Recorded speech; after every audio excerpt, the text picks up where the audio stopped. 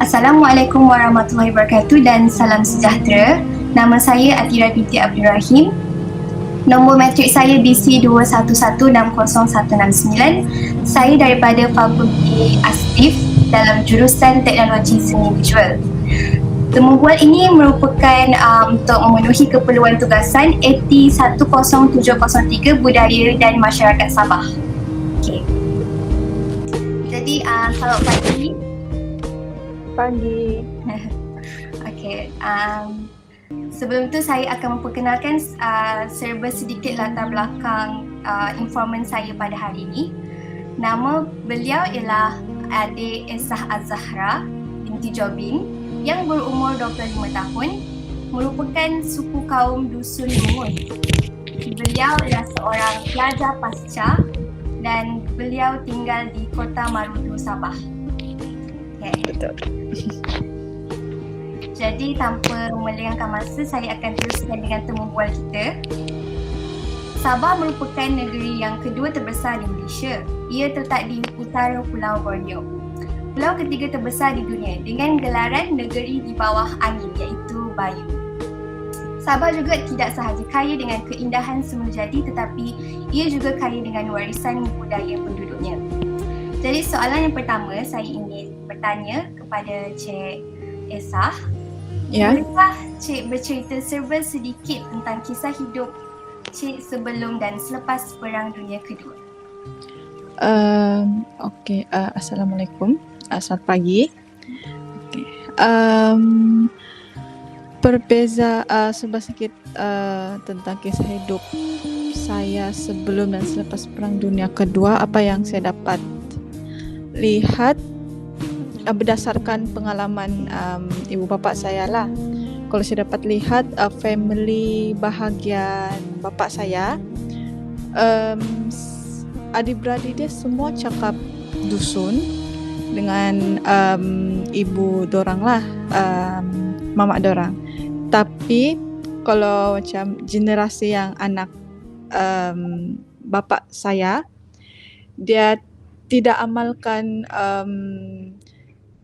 percakapan dusun tu. Dia tidak apply kepada anak-anak dia. Tapi itulah dia cakap, bapa saya cakap dusun dengan adik-beradik dia dan juga ibu dia. Itu yang saya nampak ketara lah.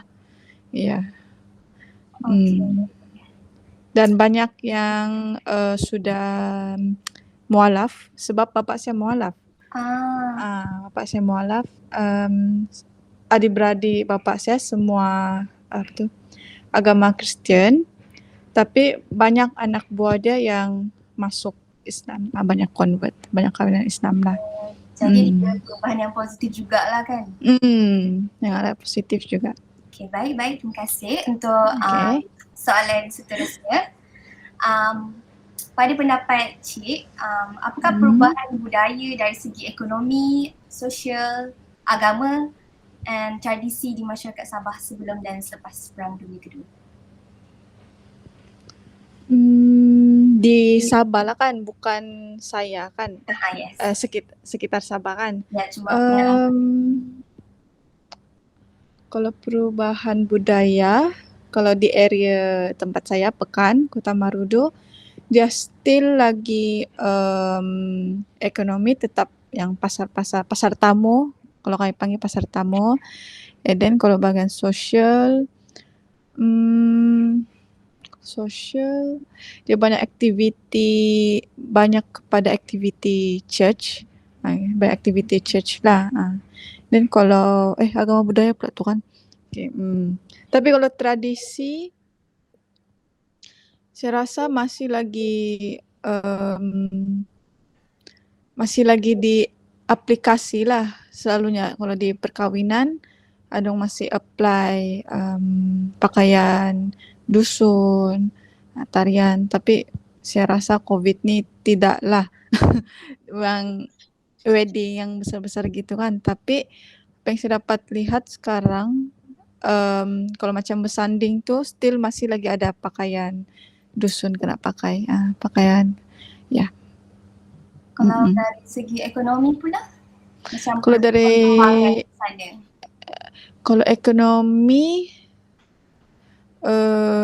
Aktiviti jual beli masih ada lah yang pasar tamu tuh. Dan mostly yang saya tengok banyak yang sudah tidak kerja bagian pertanian.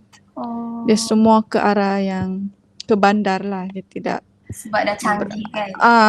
tidak berapa sudah. Tapi ada juga lah berjual di pasar, ya ada juga. Tapi banyak kepada yang ke bandar lah. Yeah. So, kita teruskan dengan soalan yang terakhir. Ya, okay. Pada pandangan Cik, sejauh manakah perbezaan tradisi yang terdahulu dengan tradisi sekarang? And boleh tak Cik simpulkan, maksudnya kesimpulan daripada perubahan di masyarakat Sabah ni? Kesimpulan, dahulu sama sekarang.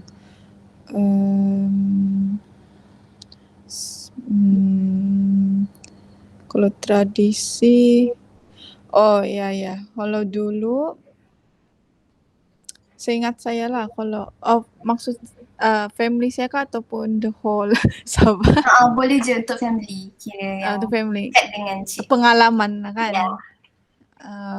Kalau saya, satu, dia memang ada perbezaan. Kalau satu dari segi penggunaan bahasa, apa itu?